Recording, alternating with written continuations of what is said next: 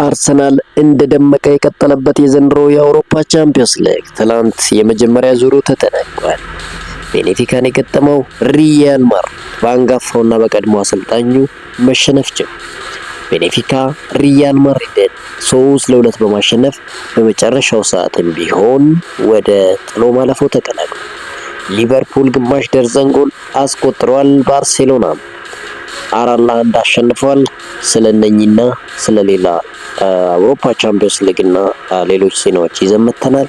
እስከ መጨረሻው አብራችሁን ሁኑ። ቻናላችንን ሰብስክራይብ አድርጉት። ሪያል ማድሪድን ያስተናገደው ቤኔፊካ 3-2 ሲያሸንፍ ሼልድሩፕ እንዲሁም ፓልዲስ ለቤኔፊካ የማሸነፊያ ጎሎችን ሲያስቆጥሩ ኪሊያን ምባፔ አሁንም በዘንድሮ የአውሮፓ ቻምፒዮንስ ሊግ ከፍተኛ ጎል አግቢነቱን የቀጠለበትን 2 ጎሎች አስቆጥረዋል። ሊቨርፑል ካራባህን ግማሽ ደርዘን ጎል አስቆጥሮ ሲያሸንፍ ማካሊስተር 2 ጎሎችን አስቆጥረዋል። ሃቨርተስ፣ ሙሐመድ ሳላ፣ ሁጎ ኤኪቲኬ ሌሎችን ቀሪ ጎሎችን ያስቆጠሩ ተጫዋቾች ናቸው። አርሰናል ምድቡን የበላይነት ሆኖ ሲያጠናቅቅ ትላንትና ካይራት አልማርቲን በሜዳው 3-2 አሸንፈዋል። ቪክተር ዮኬሬስ፣ ካይ ሃቨርትዝ፣ ማርቲኔሊ ለአርሰናል ጎሎችን ሲያስቆጥሩ ለካይ አልማርቲ ከሽንፈት ያልታደጉ ጎሎችን ጆርጂኒዮ አስቆጠሩ። ባርሴሎና ኮፐንሃገንን 4-1 ሲያሸንፍ ሮበርት ሌቫንዶስኪ፣ ላሚን ያማል፣ ራፊኒያ እና ራሽፎርድ አንዳንድ ጎሎችን አስቆጥረዋል። ናፖሊ ከአውሮፓ መድረክ ውጪ ሲሆን በቼልሲ 3-2 ተሸንፈዋል። ቼልሲን የማሸነፊያ ጎሎች ኢንዞ ፈርናንዴስ ጎል ሲያስቆጥር ጆ ፔድሮ 2 ጎሎችን አስቆጥረዋል። ማንቸስተር ሲቲ 2-0 ጋላታሳራይን ሲያሸንፍ ኤርሊንግ ሃላንድ ወደ ግብ አስቆጣሪነቱ ተመልሷል። ሪያን ቸርኪም አስቆጥረዋል። ፒኤስጂ ከኒውካስል ያደረጉትን ጨዋታም 1-1 ሲያጠናቀቁ ቪቲኒያ ባክ ቱ ባክ ኒውካስል ላይ አስቆጥረዋል። ዊልኮክ ለኒውካስል ያቻነቷን ግብ አስቆጥረዋል። ባየር ሙኒክን ከፒኤስቪ ያገናኘው ሌላኛው መርሃ ግብር በባየር ሙኒክ 2-1 አሸናፊነት ተጠናቀቀ። ጀማል ሙሲያላ ከረጅም ጊዜ በኋላ ወደ ባየር ሙኒክ ተመልሶ ጎል ማስቆጠር ችሏል። ማደኛው ሃሪኬንም አስቆጥሯል። እነማን ጥሎ ማለፉን ተቀላቀሉ የሚለውን ለመመልከት ያክል አርሰናል ምድቡን በበላይነት እየመራ ሲያልፍ ባየር ሙኒክ ይከተላል። ሊቨርፑል፣ ቶተናም፣ ባርሴሎና፣ ቼልሲ፣ ስፖርቲንግ ሊዝበን እና ማንቸስተር ሲቲ ከ1 እስከ 8 ያለውን ደረጃ ይዘው ማጠናቀቅ ችለዋል። 9 እስከ 24 ያሉ ክለቦች ጥሎ ማለፉን ሲቀላቀሉ እነኚህም ኢንተር ሚላን፣ ሪያል ማድሪድ፣ ፒኤስጂ፣ ኒውካስል፣ ጁቬንቱስ፣ አትሌቲኮ ማድሪድ፣ አትላንታ፣ ባየር ሊቨርኩሰን፣ ክለብ ብሩዥ፣ ጋላታሳራይ፣ ሞናኮ፣ ካራባህ እና ቦዶ ግሊምት እንዲሁም 24ኛ ላይ ሆኖ ያጠናቀቀው የጆዜ ሞሪኖ ቤኔፊካ ወደ ጥሎ ማለፉ ተቀላቅለዋል። ሙሉ በሙሉ ከአውሮፓ መድረክ የተሰናበቱ ክለቦችን ለመመልከት ያክል ማርሴይ፣ ፓፎስ፣ ሪያል ዩናይትድ፣ ፒኤስቪ፣ አትሌቲክ ቢልባኦ፣ ናፖሊ፣ ኤፍሲ ኮፐንሃገን፣ አያክስ፣ አይንትራ ፍራንክፈርት፣ ስላቪያ ብራ፣ ቪያሪያል እና ካይራት አልማርቲ ሙሉ በሙሉ ከአውሮፓ መድረክ ተሰናብተዋል። እንደ ድሮ ወደ አውሮፓ ሊግ ማለፍም እንደሌለ ይታወቃል። በአዲሱ ፊክስቸር የአውሮፓ መድረክ ከተመለሰ በኋላ 25 በታች እስከ 36 የወጡ ክለቦች ሙሉ በሙሉ ከአውሮፓ መድረክ እንደሚወጡ ይታወቃል። እንግዲህ ከ1 እስከ 8 ያለውን ደረጃ ስንመለከት የእንግሊዝ ፕሪሚየር ሊግ ክለቦች ይዙታል። አርሰናል በበላይነት ሲያጠናቀቅ ሊቨርፑል 3ኛ ሆኖ እንዲሁም ቶተንሃም ሆትስፐር 4ኛ ሆኖ ሲያልፍ 6ኛ ላይ ቼልሲ ይገኛል። 8ኛ ላይ ደግሞ ማንቸስተር ሲቲ ይገኛል። ስለዚህ ካሉት 8 ክለቦች እንዲሁም 5ቶቹ የእንግሊዝ ፕሪሚየር ሊግ ክለቦች ሆነዋል። እንግሊዝ ፕሪሚየር ሊግ ክለቦች እንግዲህ በአዲሱ ፊክስቸር የትኛውም ክለብ በተሻለ የአውሮፓ መድረክ ላይ ጥሩ እንደሆኑ ያሳያል። ከፍተኛ ጎል አስቆጣሪነቱን ስንመለከት ኪሊያን ምባፔ ከሪያል ማድሪድ በ13 ጎሎች እየመራ ይገኛል። ሃሪ ኬን ከባየር ሙኒክ በ8 ጎሎች ሲከተል ኤርሊንግ ብሮት ሃላንድ በ3ኛ ደረጃ ላይ ተቀምጠዋል። 7 ጎሎችንም አስቆጥረዋል። አንቶኒ ጎርደን፣ ጋብሪኤል ማርቲኔሊ፣ ቪክተር ኦስሜን 6 ጎሎች በማስቆጠር 4 እስከ 6 ያለውን ደረጃ ይዘዋል። ማርከስ ራሽፎርድ፣ ፈርሚን ሎፔስ፣ ሃሪ ባርነስ እና ቪቲኒያ 5 ጎሎችን በማስቆጠር ከ1 እስከ 10 ያለውን ደረጃ የያዙ ተጫዋቾች ናቸው። እንግዲህ በባርሴሎና የሚገኘው ማርከስ ራሽፎርድ በሻምፒዮንስ ሊጉ ከባርሴሎና ተጫዋቾች ከፍተኛ ጎል አስቆጣሪ መሆኑ ይታወቃል። ከጨዋታው በኋላ አስተያየቱን የሰጠው የሪያል ማድሪዱ አሰልጣኝ አርቤሎ ጥፋቱ የኔ ነው፣ ኃላፊነቱን ወስዳለሁ ሲል ይናገራል። ሽንፈት እየገጠማቸው ሪያል ማድሪድ ዋና አሰልጣኝ አርቤሎ ለሽንፈቱ ኃላፊነቱን እንደሚወስድ ተናግሯል። ቤኔፊካ የበላይ ነበሩ፣ ጠንካራና የ1-ለ1 ግንኙነት ላይ ጥሩ ነበሩ። እኛ አሁንም ብዙ መሻሻል ያለብን ነገሮች አሉ ሲል አስተያየቱን ሰጥቷል። ሽንፈቱ ምክንያት እኔ ነኝ ያሉት አሰልጣኙ ጥፋቱ የኔ ነው፣ ብዙ ነገር ይጎለን ነበር ሲሉ ኃላፊነቱን ወስዳለሁ ሲሉ ተናግረዋል። የትኛውንም የአውሮፓ ክለብ መፎካከር እንችላለን ያሉት ማይክል አርቴታ ናቸው። የመድፈኞቹ አሰልጣኝ ማይክል አርቴታ ቡድናቸው ሁሉንም የቻምፒዮንስ ሊግ ጨዋታዎችን ማሸነፉ እንዳስደሰታቸው ተናግረዋል። 8 ጨዋታዎችን ማሸነፋችን በተከታታይ ጥሩ እንቅስቃሴ የማድረግ አቅም እንዳለን ማሳያ ነው ሲሉ ተናግረዋል። አክለውም አውሮፓ ላይ ከየትኛውም ቡድን ጋር መፎካከር እንችላለን ሲል ማይክል አርቴታ ሀሳቡን ሰጡ። ካይ ሃቨርትዝ ደህና ነው፣ ተቀይሮ የወጣው በእቅድ ነው ያሉት ማይክል አርቴታ እሱ ጥሩ የሚባል አቋም አሳይቷል ብለዋል። እንግዲህ ካይ ሃቨርትዝ ከረጅም ጉዳት በኋላ በመመለስ ትላንትና ጎል ማስቆጠር ችሏል።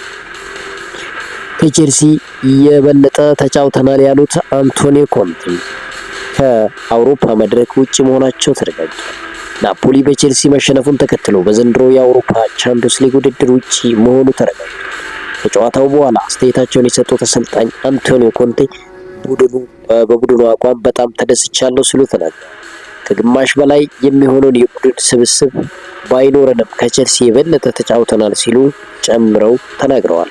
አክለውም የዛሬ ቼልሲ ድል የተሳሳተና አታላይ ነው፣ የጨዋታውን መልክ አያንጸባርቅም በማለት አስተያየታቸውን ሰጡ። ትላንት ጨዋታ ከማድረጉ በፊት የማንቸስተር ሲቲው ተጫዋች ጀርሚ ዶኩ አስተያየት ሰጥቷል። የማንቸስተር ሲቲ ተጫዋች ጀርሚ ዶኩ አርሰናል የተሸነፈበትን ጨዋታ አለመመልከቱን ተናግሯል። ሳምንቱ መጨረሻ ማንቸስተር ዩናይትድ አርሰናልን ማሸነፉ ይታወሳል። ስለ ጨዋታው የተጠየቀው ጀርሚ ዶኩ እውነት ለመናገር ጨዋታውን አላየሁትም፣ ነገር ግን ማሸነፋቸውን አይቻለሁ ሲል ተናግሯል።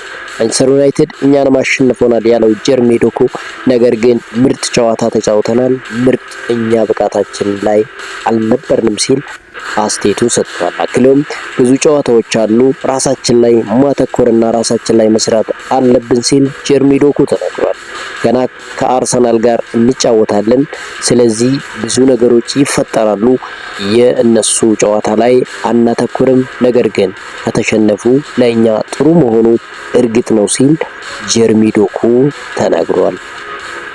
በተያያዘ ዜና የማንቸስተር የወሩ ምርጥ ተጫዋች እጩዎች ይፋ ተደርገዋል። በአሰልጣኝ ማይክ የሚመራው ማንቸስተር ዩናይትድ የጥር የወሩ ምርጥ ተጫዋቾች እጩዎችን ይፋ አድርጓል። በዚህም መሰረት ማቲያስ ኩኛ፣ ብሩኖ ፈርናንዴዝ እና ፓትሪክ ዶርጉ እጩ ሆነው መቅረባቸው ይፋ ተደርጓል። ማን የበላይነቱን ይዞ ያጠናቅቃል የሚለው በጉጉት ይጠበቃል።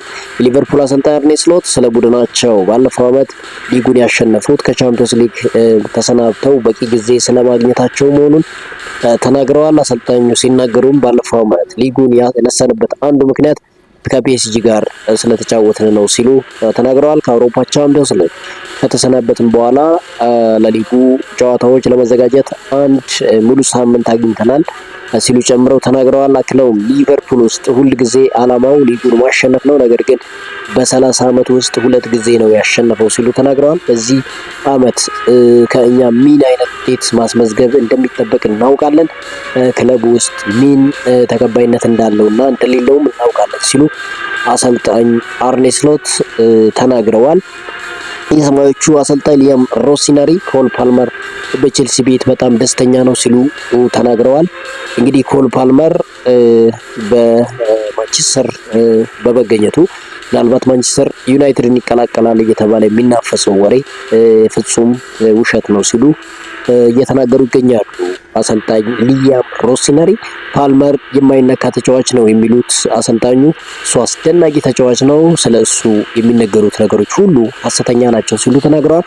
ስለ ፓልመር ቆይታ ቻቸው ጋር ተነጋግረው እንደሆነ የተጠየቁት ሊያም ሮሲነሪ ማረጋገጫ የመጠየቂያ ምንም ምክንያት የለኝም ሲሉ መልሰዋል። ስለ ፓልመር የሚወጡ መረጃዎች ምንጫቸው እንደማይታወቅ የገለጹት አሰልጣኙ በዚህ ጉዳይ መነጋገር አልፈልግም ሲሉ አስተያየታቸውን ሰጥተዋል።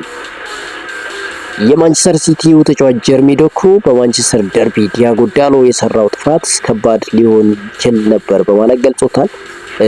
ምስሉን እንደተመለከታችሁት የሰራብኝ ጥፋት እውነተኛ ከባድ ነበር፣ ለረጅም ጊዜም ከሜዳ ሊያርቀኝ ይችል ነበር ሲል ጀርሚ ዶኩ ተናግሯል። አክለውም ነገር ግን እንደመታደል ሆኖ ሁሉም ነገር ጥሩ ሆኗል፣ አሁን ያለፈ ነገር ነው ሲል ጀርሚ ዶኩ አስተያየቱን ሰጥቷል። ሲቲ አርሰናልን በልጦ ሊጉን ያሸንፋል የሚለው ኢልካይ ጉንዶካን ነው። የጋላታሳራይ አማካይ ኢልካይ ጉንዶካን የቀድሞ ክለቡ ማንቸስተር ሲቲ አርሰናልን ማሸነፍ አቅም እንዳለው እየተናገረ ይገኛል። ማንቸስተር ሲቲ አርሰናልን አሸንፎ ፕሪሚየር ሊጉን የማንሳት አቅም እንዳለው አሁንም አምናለሁ ሲል ኢልካይ ጉንዶካን ተናግሯል። ቡድኑ በምርጥ አቋሙ ላይ ከሆነ ሳይሸነፍ ለረጅም ጊዜ መጓዝ እንደሚችል ሁላችንም እናውቃለን ሲል ጨምሮ ተናግሯል። በአሰልጣኝና በቡድን አምናለሁ፣ ጥሩ ነገር እንዲገጥማቸው እመኛለሁ ሲል ኢልካይ ጉንዶካን ተናግሯል። አዳማ ትራኦሬ ዌስትሃምን መቀላቀሉ ይፋ ሆኗል። ዌስትሃም ዩናይትድ የፉላሙን የፊት መስመር ተጫዋች አዳማ ትራኦሬ ማስፈረማቸውን በይፋ አስታውቀዋል። ዌስትሃም የ30 ዓመቱን የክንፍ ተጫዋች አዳማ ትራኦሬ በቋሚ ዝውውር ማስፈረም ችለዋል። ተጫዋቹ ከአሰልጣኝ ኑኖ ስፒሪቶ ሳንቶ ጋር በድጋሚ መገናኘት እድል ተፈጥሯል። አዳማ ትራኦሬ ከፊርማው በኋላ ዌስትሃምን ለረጅም ጊዜ አውቀዋለሁ፣ ከልጅነቴ ጀምሮ ስመለከተው ነበር፣ ትልቅ ክለብ ነው ሲል አስተያየቱን መስጠት ችሏል። እንግዲህ በአርሰናል ላይ ድንቅ ጎል ያስቆጠረውና ለ10 ሳምንታት ከሜዳ እንደሚርቅ የተነገረው ፓትሪክ ዶርጉ የሳምንቱ ምርጥ ተጫዋች በመባል መመረጥ ችሏል። እንግሊዝ ፕሪሚየር ሊግ 23ኛ ሳምንት ጨዋታ የሳምንት ምርጥ ተጫዋች ይፋ ሲደረግ የማንቸስተር ዩናይትድ ተጫዋች ፓትሪክ ዶርጉ የሳምንቱ ምርጥ ተጫዋች በመባል መመረጥ ችሏል።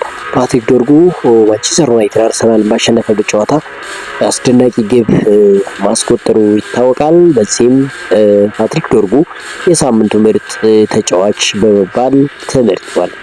የፈረንሳይ ሊግ ዓለም ዋንጫን ሊያሳይ መሆኑ እየተነገረ ይገኛል። የፈረንሳይ ሊግ መተግበሪያ ቀጣዩን የ2026 ዓለም ዋንጫ ውድድር በቀጥታ ስርጭት ለማስተላለፍ ለፊፋ ጥያቄ ማቅረቡ ተነግሯል። የፈረንሳይ ሊግ ሁሉንም ጨዋታዎች ለማስተላለፍ የስርጭት መብቱን ለመግዛት ለፊፋ 20 ሚሊዮን ዩሮ ማቅረቡ እየተገለጸ ይገኛል። የፈረንሳይ ሊግ መተግበሪያ የፈረንሳይ የሊጎችን በቀጥታ ስርጭት እንደሚያስተላልፍ ይታወቃል። ከ1 ሚሊዮን በላይ አባላት ያሉት ተቋሙ የውድድር ዓመቱ ሲጠናቀቅ ያለውን ክፍተት ለመሙላት የዓለም ዋንጫውን ለማስተላለፍ ማቀዱ እየተዘገበ ይገኛል። በመጨረሻም የማንቸስተር ሲቲው ተጫዋች ኦስካር ቦብ ፉላምን ለመቀላቀል ከስምምነት መድረሱ እየተነገረ ይገኛል። ፉላም ኖርዌያዊ የክንፍ መስመር ተሰላፊ ኦስካር ቦብ ለማስፈረም ከማንቸስተር ሲቲ ጋር ከስምምነት መድረሱ እየተነገረ ይገኛል። ፉላም ተጫዋቹን በ27 ሚሊዮን ፓውንድ የዝውውር ሂሳብ ለማስፈረም ከስምምነት ደርሰዋል። በተጨማሪም ማንቸስተር ሲቲ ከተጫዋቹ ወደፊት ሽያጭ 20 በመቶ ድርሻ እንደሚኖራቸው ዘ አትሌቲክ አስነብቧል። ተጫዋቹ እንግዲህ በዛሬው ዕለት የጤና ምርመራውን በማድረግ ዝውውሩን ያጠናቅቃል ተብሎ እንደሚጠበቅ ተነግሯል። የ22 ዓመቱ ኦስካር ቦብ በማንቸስተር ሲቲ በፕሪሚየር ሊጉ ሙሉ 90 ደቂቃ ተሰልፎ መጫወት የቻለው በ3 አጋጣሚዎች ብቻ መሆኑ ይታወቃል። እንግዲህ ማንቸስተር ዩናይትድ ከፉላም ቀጣይ ሲጫወት ምናልባት ኦስካር ቦብ ወደ ሜዳ ይገባል ተብሎ ማንቸስተርን ይገጥማል ተብሎ ይጠበቃል። ውድ የቻናላችን ተከታታዮች ለዛሬ ያዝናቸው አጫጭር ዜናዎች ይህን ይመስላሉ። ቻናላችን ሰብስክራይብ፣ ቪዲዮአችን ላይክ በማድረግ ልታበረታቱን በአክብሮት እንጋብዛለን።